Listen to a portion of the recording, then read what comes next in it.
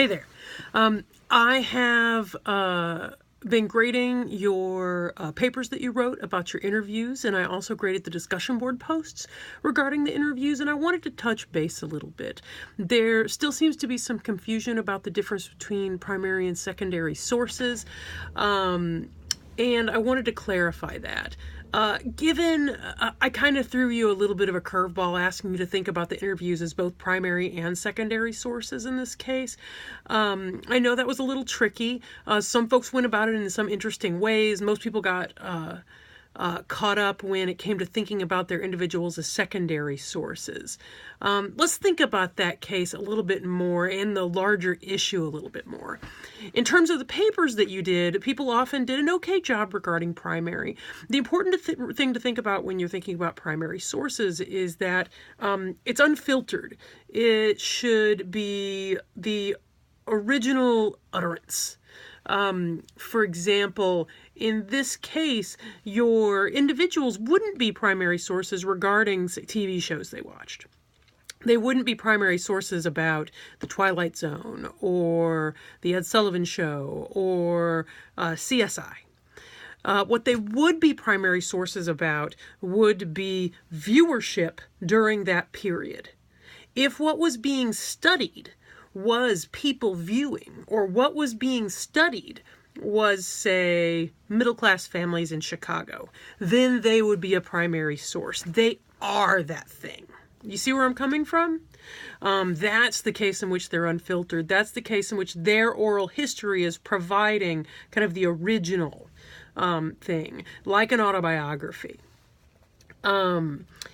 When it comes to those other elements, what they're doing is they are once removed from that original source. They are once removed from the Twilight Zone or once removed from the schedule of television. So what they are is they're providing their own kind of analysis of that, a review of that, making them more of a secondary source for that. But if you were really doing work on the Twilight Zone, that'd be a pretty lame secondary source. So what you want to do is think of what are they original sources for. If we're thinking about television in general, you would think of primary sources as things like the script themselves. So for example, I'm doing work on a book on the musical on U.S. television. So primary sources for me would be the musicals that aired on television. It might be advertising for those musicals that aired on television. It might be scripts. It might be correspondence between different creators or actors. I might go into someone's personal papers and see their contract for how they were compensated for working on Peter Pan the Musical. All of those things would be primary sources. Secondary sources might be reviews. Like, for example, the Leslie Uggam Show was a TV show that was on, and I can't find any real examples of the show, but I can find reviews of it. So those reviews would be secondary sources because that's being analyzed through someone else's lens. So hopefully that makes sense. Things that have been written about the show are going to be secondary sources, whether that's books or whatever. My book will end up being a secondary source about the musicals on television. Everything that we're reading in this class, almost everything, is a secondary source, except things like the Vast Wasteland speech. That would be a primary source.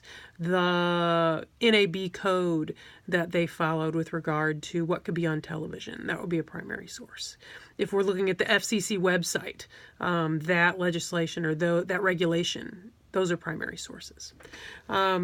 So again, what's most important as well is thinking about what your question is.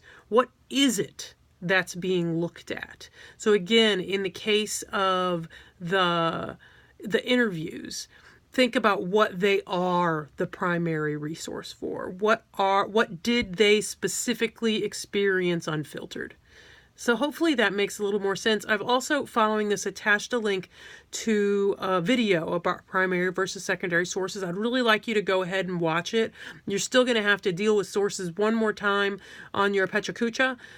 So go ahead and watch this video. I think it's just like 6 minutes long, and it does a pretty nice job of breaking the two things down again and looking at primary and secondary sources kind of side by side in terms of specific types of study. So please go ahead and do that. If you have any questions, let me know.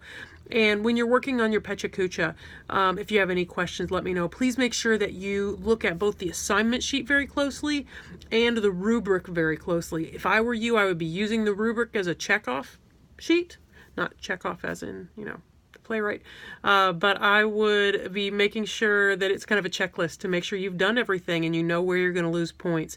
There's some very specific formatting elements involved here, and you want to make sure you're paying attention to all of those.